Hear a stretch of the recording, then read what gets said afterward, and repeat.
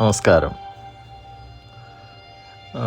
കുറച്ച് ദിവസങ്ങൾക്ക് മുമ്പേ സൂര്യൻ ഭൂമിയിൽ നിന്ന് അകലേക്ക് മാറുകയും ചന്ദ്രൻ്റെ പ്രഭാവം കൂടുകയും എന്നതിനെക്കുറിച്ചൊരു ആർട്ടിക്കിൾ ഞാൻ അയച്ചതിൻ്റെ ഭാഗമായിട്ട് എൻ്റെ ഒരു സുഹൃത്തായ ഡോക്ടർ എന്നെ വിളിക്കുകയും ഞാനായിട്ട് അദ്ദേഹം സംസാരിക്കുകയുണ്ടായി. അപ്പോൾ തമ്മിൽ പറഞ്ഞൊരു കാര്യം എന്തെന്ന് പറഞ്ഞു കഴിഞ്ഞാൽ, കുട്ടികളിൽ സമ്മർദ്ദം കൂടുന്നു എന്നാണ്. എന്ന് പറഞ്ഞാൽ സൂര്യൻ്റെ പ്രഭാവം കുറയുകയും ചന്ദ്രൻ അടുത്തേക്ക് വരികയും, ഇപ്പോൾ ചന്ദ്രൻ്റെ പ്രഭാവം കൂടുമ്പോൾ മാനസികമായ സമ്മർദ്ദം കുട്ടികളിൽ വർദ്ധിക്കുകയും കുട്ടികൾ കുറച്ചും കൂടി അഗ്രസീവ് ഭാവത്തിലേക്ക് പോവുകയാണ് എന്നാണ് പറഞ്ഞത്. അപ്പോൾ അതിനെക്കുറിച്ച് എന്നോട് എന്താണ് ഇതിന് കാരണം, അല്ല ഇതിൻ്റെ ഭാവി എന്താണ് എന്നോട് ചോദിച്ചപ്പോൾ ഞാൻ പറഞ്ഞ ഒരു കാര്യം, 2027 വരെ 2025 മുതൽ 2027 വരെ മൊത്തത്തിലൊരു ലോകം മുഴുവൻ ഒരു നെഗറ്റീവ് ഇമ്പാക്റ്റ് ഉണ്ടാവാൻ പോകുന്നു എന്നതായിരുന്നു. അപ്പോൾ യുദ്ധത്തിൻ്റെ ഭീതി വന്നപ്പോൾ വീണ്ടും എന്നെ അദ്ദേഹം വിളിക്കുകയും ഞാനായിട്ട് സംവാദത്തിൽ ഇതിനെക്കുറിച്ച് എന്തെങ്കിലും ഒന്ന് പറയാവോ എന്നാണ് പറഞ്ഞത്. നമ്മൾ പുരാണങ്ങളെ എടുത്തു നോക്കിക്കഴിഞ്ഞാൽ അതിൽ പറയുന്ന ഒരു വാക്ക്, മാർക്കാണ്ഡേയ പുരാണത്തിൽ വിശേഷമായിട്ടൊരു കാര്യം കൂടി പറയുന്നുണ്ട്. ലോകത്ത് ഏറ്റവും കൂടുതൽ അധിനിവേശ ചിന്താഗതികളും സ്വലാഭത്തിന് വേണ്ടി ജീവിക്കുകയും ധർമ്മത്തിൻ്റെ അധിപതനം, അതുപോലെ തന്നെ മനുഷ്യൻ അവനവന് വേണ്ടി മാത്രം ജീവിക്കുന്ന സ്വാർത്ഥഭാവത്തിലേക്ക് തിരിയുമ്പോൾ ലോകത്ത് മുഴുവൻ അശാന്തിയും അധർമ്മവും നിലനിൽക്കും എന്നാണ്. ശ്രീഭദ്രകാളിയുടെ ദശമഹാവിദ്യകളിൽ മാതംഗിയുടെ അവതാരം കഴിഞ്ഞതിന് ശേഷം ഭഗവതി മാർക്കാണ്ഡേയനോട് പറയുന്നൊരു കാര്യമുണ്ട്.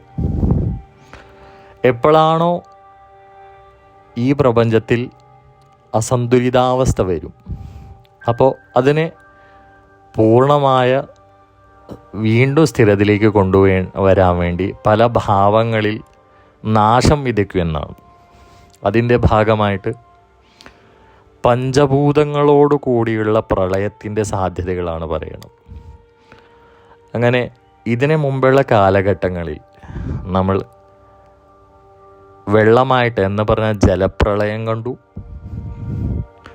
അതുപോലെ തന്നെ വായുപ്രളയം കണ്ടു, ജലവും വായു ഭൂമി കൊണ്ടുള്ള പ്രളയങ്ങളും കണ്ടു. ഇപ്പോൾ നമ്മൾ കണ്ടുകൊണ്ടിരിക്കുന്ന അഗ്നിപ്രളയമാണ്. ഏറ്റവും കുറഞ്ഞത് പ്രപഞ്ചം മുഴുവൻ ഒരു ഭീകരമായ അന്തരീക്ഷത്തിൽ നിൽക്കുകയും ഭാവിയിലേക്ക് എന്താണ് നടക്കാൻ പോകുന്നതെന്ന് പോലും അറിയാത്തൊരവസ്ഥയും, ജീവജാലങ്ങൾ അഗ്നിയിൽ വെന്ത് തീരുന്ന ഒരവസ്ഥയാണ് കണ്ടുകൊണ്ടിരിക്കുന്നത്. ഇതിൻ്റെ മൂർധന്യാവസ്ഥ ഇനിയും കൂടി മുന്നോട്ട് പോകുമ്പോൾ ഉണ്ടാവും എന്നതും സത്യമാണ്, അതിൽ യാതൊരു സംശയമില്ല. അഗ്നിപ്രളയത്തിൻ്റെ ഭാഗമായിട്ട് ഒരു ഏകദേശം ഭൂമിയുടെ ഒരു ഭാഗം മൊത്തം കത്തി നശിക്കുന്നത് വരെ അത് നീങ്ങുമെന്നാണ്. അതിനുശേഷമാണ് ആകാശപ്രളയം കൂടി കിടക്കുന്നത്. അപ്പോൾ അതിൽ ഒരു കാര്യം കൂടി പറയുന്നുണ്ട്, ധർമ്മത്തിന് വേണ്ടി ആരൊക്കെയാണോ മുറവിളി കൂട്ടുന്നതും ധർമ്മത്തിന് വേണ്ടി ആരൊക്കെയാണോ ശ്രമിക്കുന്നതും അതുപോലെ തന്നെ ഉപാസിക്കുന്നതും അവർക്കൊക്കെ രക്ഷയുണ്ടാവുമെന്ന്. അപ്പോൾ നമ്മൾ എല്ലാവരും മനസ്സിലാക്കേണ്ട ഒരു കാര്യം എന്താണെന്ന് പറഞ്ഞാൽ, ലോകം മുഴുവൻ അശാന്തിയിൽ നിൽക്കുന്ന ഈ സമയത്തും ലോകം മുഴുവൻ നെഗറ്റീവിൻ്റെ അങ്ങേറ്റ ഒരവസ്ഥയിലേക്ക് നിൽക്കുമ്പോഴും നമ്മുടെ മനസ്സും നമ്മുടെ ആത്മാവിനെയും പോസിറ്റീവിലും എത്തിച്ചുകൊണ്ട് നന്മയും സമാധാനത്തിന് വേണ്ടി പൂർണ്ണമായ ശരണാഗതി കൊണ്ടുള്ള പ്രാർത്ഥന ഉണ്ടായാൽ അത് തീർച്ചയായിട്ടും ഫലം ഉണ്ടാവും.